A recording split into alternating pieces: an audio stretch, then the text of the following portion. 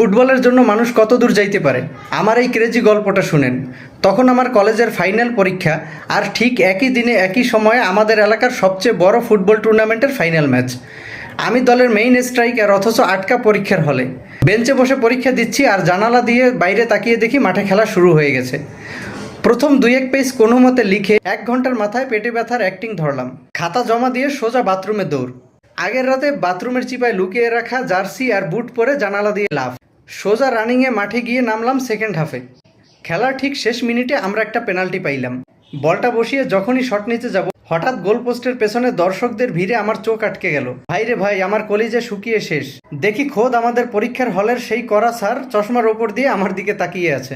Sir রাগ না করে আমাকে ইশারায় বোঝালেন গোল না দিতে পারলে পরের দিনের প্র্যাকটিক্যাল পরীক্ষায় ফেল। চোখ বন্ধ করে মারলাম শট, ব্যাস গোল। ম্যাচও জিতলাম, আর পরদিন স্যার আমাকে ল্যাবে দেখে মুস্কি হেসে পাশ করিয়ে দিল। এটিই ছিল আমার লাইফের most extreme crazy football story. And finally, a huge shout out to BSRM for bringing back this core football memories and celebrating our craziness for the game. Thank you BSRM for this awesome campaign.